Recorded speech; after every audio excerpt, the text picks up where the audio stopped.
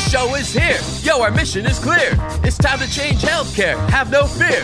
Today is the day. This is the hour. Together, you know we've got the power. Drop the silos. We're all the same team. Experience, business, tech, and marketing. How can anyone be satisfied with the way things have always been? Yeah, we've tried. So join us now. Join the revolution. Consumer first health is the evolution. Status quo, more like status no. Yeah, this is the healthcare rap. Y'all, come on, let's go. New choices, new platforms, new care models. In the healthcare of tomorrow, consumers win. But who will design it? What will it look like? And how long will it take?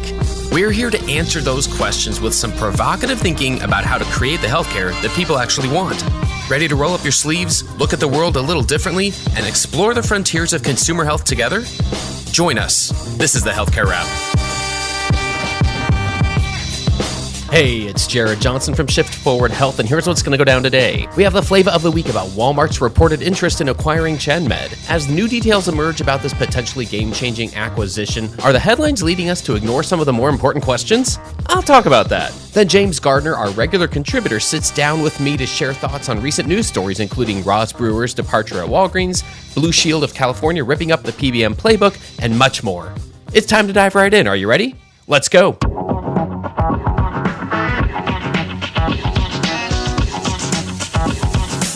Flava of the week. Are headlines about disruptors causing us to ignore some of the more important questions? Bloomberg reports that Walmart is exploring purchasing a majority stake in ChenMed, the family-owned operator of primary care clinics for seniors. As of September 8th, a deal could still be weeks away, terms aren't finalized, and talks could still fall apart. And it's also possible a different potential buyer could emerge. I've read a lot of hot takes and informed views about this story. The most common questions being asked are, can it work and will it last? But as usual, the question that I don't see anyone else asking in a meaningful way is, can this make healthcare easier for everyday people? Does this have the potential to provide access to consumer-first care for a greater portion of society?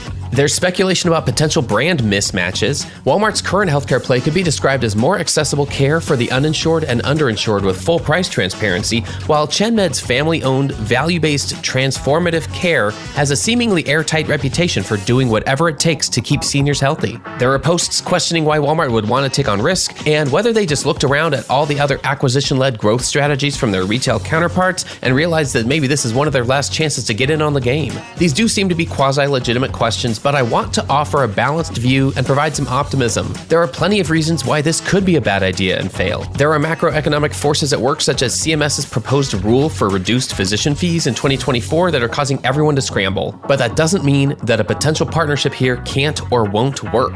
From my limited understanding based on interviews with senior leaders from both organizations, I'm bullish that there's a potential roadmap here that provides shareholder value and greater access to consumer-first care. And whether it's these guys, or Amazon and One Medical, or CVS and Oak Street, or Walgreens and Village MD, or United and Optum, or someone else who has yet to put their money where their brand is, it's clear that non-traditional players are pursuing success in different avenues than traditional provider organizations. And when someone finally cracks that code, we might wonder why we weren't more focused on consumers' needs all along. Let's keep a balanced view of every reported new deal so that we can keep consumers at the center of innovation.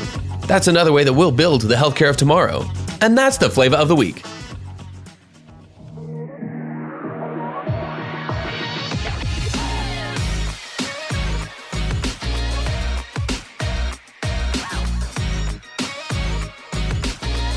The flow. All right, everyone, let's get into the flow. It's time once again to welcome James Gardner to the program. James, welcome back. Jared, it's delightful to be here. I've missed chatting with you. Yeah, it's been a little too long, but what have you been up to? Oh, just coming off an incredible summer. Some folks may have seen some pictures I shared of a canoeing trip up in Alaska. That was definitely bucket list material. So if that's your thing, reach out to me. I'll share more pictures. Outstanding. Yes, that wasn't just like a 1 or 2 day trip. That was several weeks, as I recall. Yes, it was. Yes, it was everything. How about you? Myself, well, it's what I'm gearing up for. Personally, I'm actually gearing up for my annual Grand Canyon hiking trip. So this year's going to be a little longer, where we're going rim to rim. So I've done rim to rim each of the last few years, and we're looking forward to that, but we're going to go there and back. So that's going to be awesome.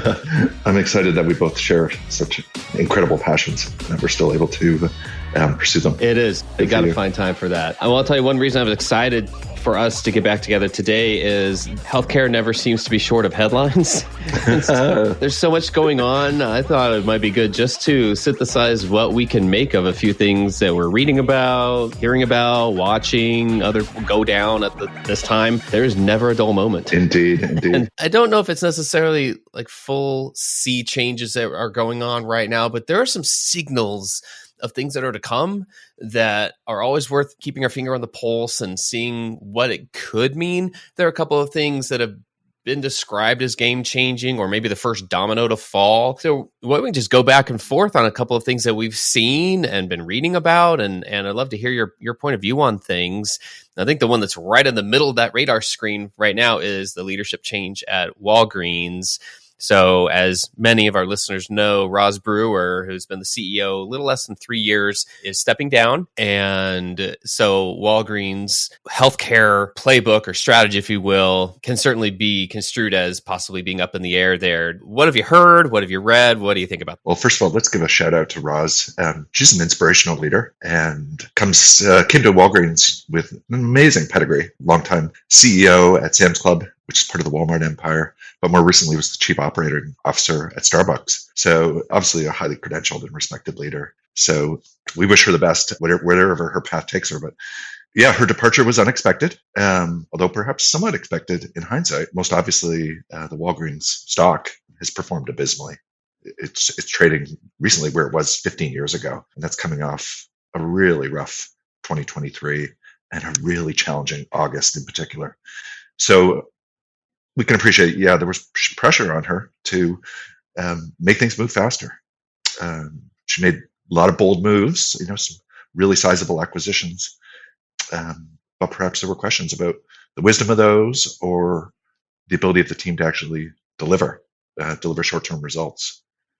And it came on the heels of their CFO departing earlier in the summer. So maybe in hindsight, the writing was on the wall. I don't know. What say you, Jared? Yeah, I mean, a couple of thoughts. I mean, first and foremost, I agree. Hats off to Roz Brewer and the leadership that she's provided over these years. She came on at a time when Walgreens hadn't really made clear its healthcare roadmap, publicly at least. We didn't know what they were intending to do, how many billions of dollars they were intending to invest in acquisitions and where they wanted to go from there. We still primarily knew them as the corner drugstore.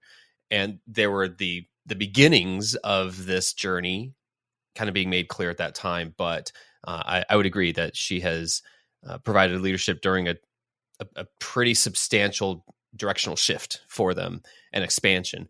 And we definitely don't consider that easy in any sense of the word at any point. One of the interesting things that came to mind to me was a couple of comments that I read from analysts. One was by a reporter in the New York Times that said analysts were growing weary, kind of to your point of the lack of healthcare leadership. Or maybe that can be construed in so many ways.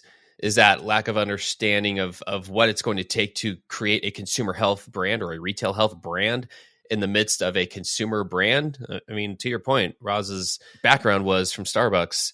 There's a learning curve, no matter what. And so the flip side of that narrative is one that we want to be careful to convey at any point, which is it's so quick, and maybe I'm just attuned to it. I see it all the time. Reactions to any headline of anything, any change, any leadership change, any downward financial performance for any consumer brands in the space, people go immediately to see healthcare is complicated. See, look how hard that is. See how challenging it is. Just let us, traditional providers, just let it stay with us. We'll keep doing it our way. And I think that's always been a little troublesome to me, that quick leap there. I think there is some truth to that, but the quick leap of saying, nobody should be in this space. I can't believe they even tried. Let's just let healthcare be provided in the same way it's always been. There's always, a glimmer of hope in my mind I do feel like there's some place where everyone can coexist here, But it is not easy. And I think when we see the same things happen at Amazon or Walmart or wherever else, we see those same things. So that's where my mind goes as part of this story. And again, not knowing not even close to any inside information. I don't know what was behind this change other than, to your point, some very disappointing stock performance, financial performance for the company. So in the meantime, they've named an interim CEO, a fellow board member. And as I understand it, there's an executive search underway to find a replacement. And we'll be watching the profile of that new hire. But to your point, I think we could expect to see someone with a more traditional healthcare background or someone who has a background at the intersection of retail and healthcare, which is a challenging unicorn to find. Well, that's a really small pool.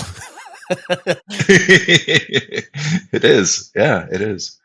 So we'll be watching that situation closely. There are a couple of other leadership moves that have either been announced or taken effect. And I do think these are kind of in different buckets. There are different circumstances with each of these. But the CEO of One Medical, Amir Dan Rubin, is leaving at the end of the year. He's been there 6 years. It doesn't appear, we're not reading anything that's linked to any financial performance or anything like that it was unexpected necessarily. He's been there a while. He oversaw this transition to the Amazon umbrella here. Are you seeing anything, reading anything, or what do you think about that move? No, again, we don't have any insider information, but it would seem to me that when there are acquisitions, oftentimes the leadership stays on during the transition contractually as part of the acquisition arrangements, but they're free to move on after, in this case, just about a year. So that's an important milestone that contractually he probably had obligations, but maybe he wants to start another company or go into something smaller than the Amazon juggernaut. I did notice that the COO of One Medical is stepping into the leadership role.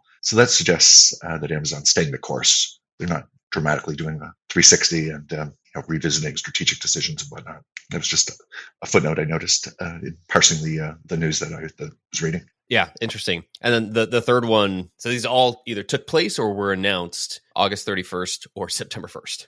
So all within a day of each other. But Daniel Fink, that was the president of Aetna, that was announced actually back in April, but he was stepping down for health reasons. And so Brian Kane is the incoming new president of Aetna. He had been the CFO previously, so he oversaw their primary care business there. So yeah, not a big step there. And again, for what appears to be an unrelated reason compared to the other two, but it still goes to show, it just brings up this fact to me of, I think I mentioned it last week in the flavor of the week or recently, of just, I want to acknowledge the challenge that exists for any incoming leader for any of these organizations, because the reality is that, and I think this is where people's minds go to right off the bat, is that the vision of retail health doesn't necessarily align with shareholders' quarterly expectations. And that's just part of the reality. So you bring in an incoming leader in any capacity for whatever circumstance, and that's the reality they face. They still just have 24 hours in a day, right? Like, it's not like, regardless of how magical anyone thinks they can be, there's still only so much they can do, and they're limited by not only the restraints and constraints of the industry, but also the financial performance of their organizations. It's just an additional layer of complexity to what's possible. I think most people out there are rooting for more options for healthcare. I'd like to believe that. Of course. It's just that thought of, well, where does it come from, and why should they get to do it? Why shouldn't somebody else do it instead? So yeah, it's just that confluence of factors when I see announcements like this. Your point is well taken. This is not a time for anyone to be smug. Because we all live in glass houses, and throwing stones accomplishes nothing. And you're right on that. There's an unbelievable number of moving parts and complexities that make these jobs some of the toughest in the world, never mind the industry. For sure. All right, James, let's go to what you're thinking, what you're seeing. What are you seeing out there lately? Well, I've been following some breaking news in the world of generative AI, or generative artificial intelligence. Known to most of us as ChatGPT, but there's obviously other examples. And I've been following developments amongst some of the major publishers in the online world. We're talking the New York Times, Disney, Reuters, and whatnot. And they're reacting to growing anxiety about the use of their content, which obviously has immense value, was created at immense cost, given its quality and the fact that they're investing in really high quality journalism. And they've made moves to block ChatGPT's web crawlers, which effectively shuts the learning model out of using that for training purposes. And they're asserting that they know that some of their content has already been consumed and is in the learning model, and in their minds that violates copyright.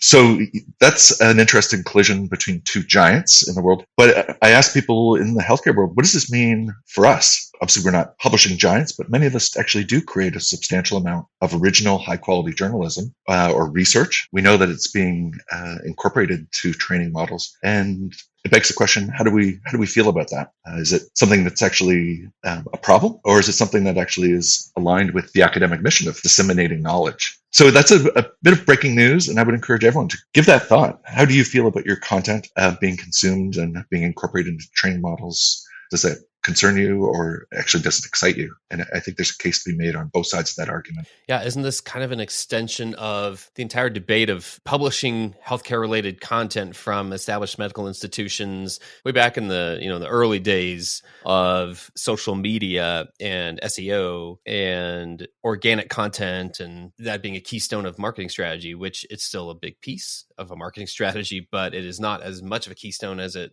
used to be. It's not one of those key parts of a strategy, simply because there are only so many other channels we have to figure out and have as part of your strategy. I think the crux of the concern here, and what makes it different, I think, from traditional search optimization is traditionally search results lead to a click-through and a visitor to your site, where you can theoretically monetize that interaction, convert them to a customer, or maybe extract a donation or whatnot. With AI training models, they're consuming your knowledge, but then they're transforming and synthesizing it, and the visitor never ends up on your site.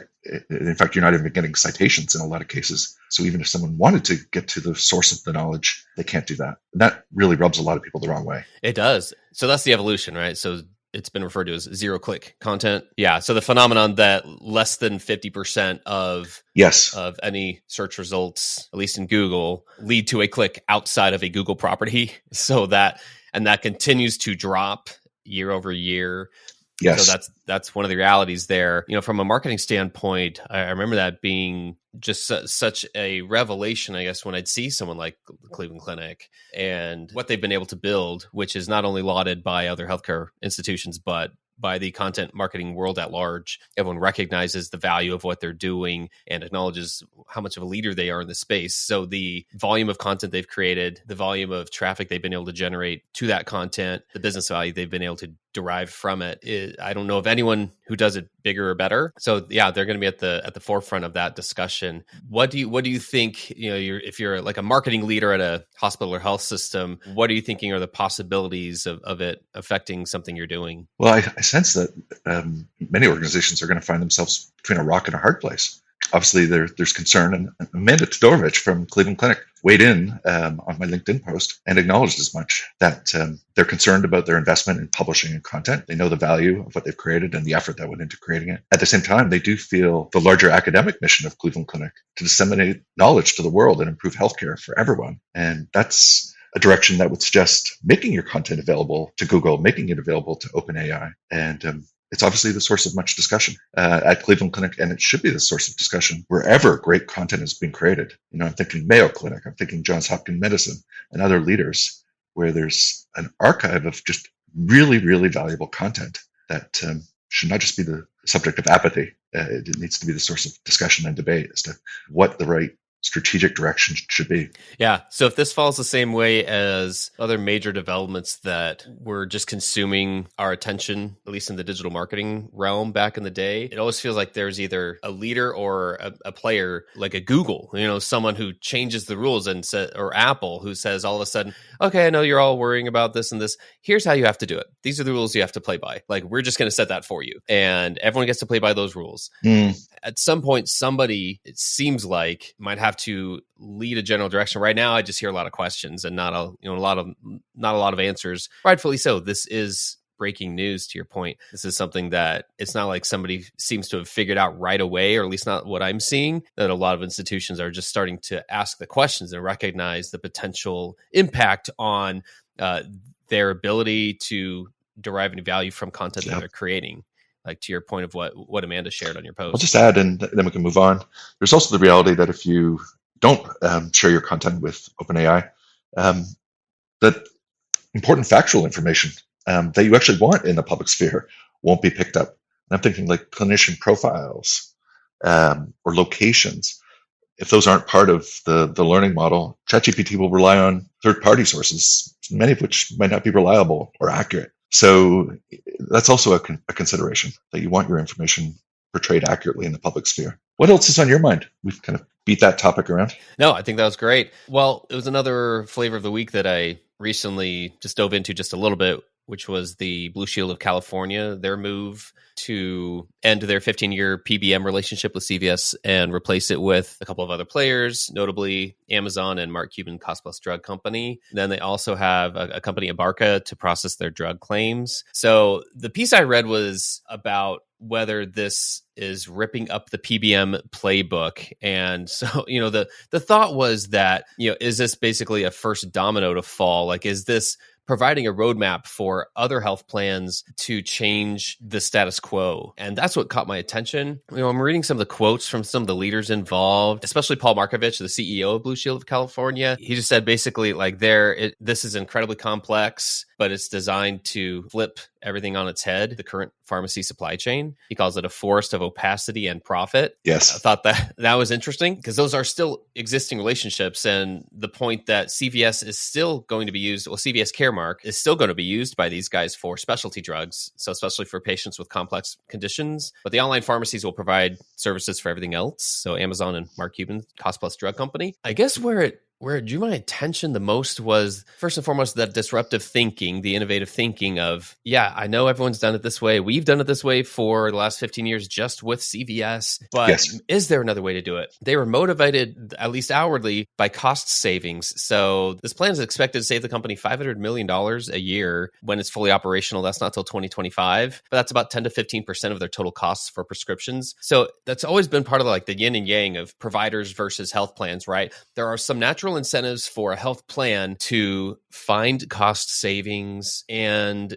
to roll those back to a member. They're trying to provide value to a member versus provide a service to a patient. And there's a lot of intersection, but there's some yin and yang there, if you will. It's a fascinating situation. I agree. And if nothing else, we should applaud Blue Shield of California for making a bold move. PBMs are notoriously complex. I won't even pretend that I understand their economic model, but we know it's incredibly lucrative. We know the spend on pharmaceuticals is immense. The fact that you can save $500 million a year, that's still only 10 or 15% of the total spend. So the size of the spend is just staggering. I guess what I'll be watching is, will other insurers make similar moves? If so, that'll be crushing for the Caremarks of the world, the Express Scripts of the world, and other leading PBMs. But to date, I think it's a one-off. Yeah, it is. It is. From what we've seen, we haven't seen any other dominoes fall, so to speak, at this point. The other interesting part of it was, if they really are saying that that's their potential cost savings, that's their expected savings, but they also said that they will be rolling back some of those cost savings to their members as well. And I'm like, okay, that's on public record. That's in a couple of stories. And it remains to be seen. It doesn't even start taking effect until January of 2024. It's not fully in effect until the following year. So there's some time before we know whether or not that's the case. But the fact that they're saying we are motivated to do this, this is why we're making this change, and we will be rolling some of those cost savings down to our members. That's not typical language, I guess, that I hear, at least, again, out in the public sphere, out in a news story. And I like that. I like the motivation to do something that's good for the business and for the consumer, because, here we are sitting a lot of times on the provider side of things, you and I in particular, and Zane as well. We do bring up a lot of consumer brands or non-traditional brands that are providing healthcare services now, but we're still mostly on the provider side, and we don't dive as deep on the health plan side for the most part. And maybe that's just, our backgrounds or whatnot. But consumers still think of it all the same. I need to go somewhere to fill up, to get a prescription, and I need somewhere to fulfill that prescription. And if someone along the way is making that easier, then that benefits the consumer. It does. It does. It is. Yeah, it's part of that consumer experience, if you will. And it's just a good reminder to me, I guess, ultimately, to not think of consumer experience as just what's being provided by the provider. There are other aspects of a healthcare journey and even a health journey that are part of a consumer experience that aren't always coming from the provider. And so it helps me to open my view a little bit. I think that's a really important point. And I think most people would acknowledge that the payment for healthcare services is perhaps one of the most broken parts of the healthcare journey. Insurers are notoriously unliked. What they're selling is very complex. We prefer not to have to buy it at all. And then when we do go to use it, we realize all the limitations inherent in prior authorizations and reimbursements and whatnot. So to the extent we're focused, you and I and Zane, on the holistic consumer experience, we probably should be paying more attention to the payer side of the equation. Yeah, I agree. I think there's a lot we can learn there, not just because they are naturally aligned in some ways to add either preventive measures, preventive healthcare, food as medicine, a lot of things that when you're looking at a whole health view of things, how do we improve the healthcare of, the people in this country? How do we reduce costs? It's not just improving things in their individual silos. And I guess that's another reason maybe why this caught attention, was that they were willing to challenge the status quo and they feel like they have a way to do it successfully. And that's bringing up a mindset that we still just don't see that often. We see a lot of big claims of revolutionizing healthcare, and then we see those kind of crash and burn a lot of times at all sizes and shapes. So yeah, I agree. I think it's a great reminder there. I'd ask our listeners if y'all are connected in the world of payers and disruptors and people that are focused on the patient experience and the patient journey the way we are, let us know. We'd love speakers, we'd love insight so that we can do justice to the role they play in the delivery of care. Absolutely. Thanks for bringing that up. Anything else on your mind, James? I'll swing that back to you. Anything else we haven't discussed? I'm watching with some interest a move by primary care physicians at Alena Health in Minnesota to form a union. Did you see that in the news, Jared? I did. And what's your take? It's obviously unprecedented, I would think, for professionals, among them physicians, of course, but also I believe PAs and NPs are joining this move. As I understand it, driven by a sense of disrespect, perhaps, lack of fair compensation, poor hours, just a general unease with the work environment. And I don't understand yet if the union has been formed or if they're just taking it to a vote. But that could be something that spreads to other systems, because there certainly is a lot of anxiety and unhappiness around compensation and around staff shortages and all the things that go into a happy work environment. Did you have a take, Jared? Well, I think just at a surface level, again, no insider information. I just read a story or two about it too. And, the very first thing that came to mind was just the thought of, okay, if doctors and other healthcare providers feel the need to unionize, like something's not right. The traditional, historically, at least over hundreds of years, right? The Industrial Revolution, right? Unionizing was primarily for a certain class of workers who felt disrespected for it sounds like a lot of the same reasons. They knew they deserved better compensation. They deserved better conditions. They felt disrespected. This is the way for them to change those ththis. So now you're sitting at people who are in many cases near the top of that economic food chain who are feeling that way. Mm-hmm. Like this is just at a macro level. How many years now have we heard, doctors and nurses and PAs, providers are feeling burnt out, but now someone's doing something about it. And they're not just saying, you need to hire more doctors. I can't work 100 hours a week, 100 plus hours a week. You're killing us. Someone's doing something about it. And you're right. I don't know what stage it is now, if something has been formed, if it's just gone to a vote, but the thought of just, here's where healthcare is right now. I think that's where my mind goes. That feels like an imbalance, a disturbance in the force, if you will. Like something's not quite right anymore. Yes, it is. It should be a wake-up call for leaders at other health systems. Ask yourself how your clinicians are being treated. And if you've got nurses or doctors that are being overworked, that aren't being compensated fairly, or they're not being respected, this could serve as a catalyst for unionization moves nationwide. It introduces yet another complexity into the operating of a health system to have a unionized workforce. It's sad and disappointing that it's come to this. You should never get to this point where people are that angry or that unhappy. Yeah, agreed. Well, that's great. I think we covered a lot today. I think there's, as always, like we said, things are always moving. There's going to be a continual evolution of a lot of the topics we discussed now today. But I want to thank you, as usual, for joining me and sharing your perspective on these things. Oh, thanks for having me, Jared. I always enjoy these conversations. And you're so right. There's never a dull week in the healthcare world. So let's do this again, and sooner rather than later. For sure. I want to thank James Gardner for joining me on the show today. And I want to thank everyone for listening. Tune in next time. Thanks, Jared. Thanks, everyone. Thanks for tuning in. If you like what you heard, please spread the word. Tell your colleagues to tune in for all the awesomeness, then leave a review on Apple, Spotify, or wherever you listen. This show is produced by Shift Forward Health, the channel for changemakers. Subscribe to Shift Forward Health on your favorite podcast app, and you'll be subscribed to our entire library of shows. See our full lineup at shiftforwardhealth.com. One subscription, all the podcasts you need, and it's all for free. And remember, we might have a lot of work to do in healthcare, but we'll get there faster together. Thanks again.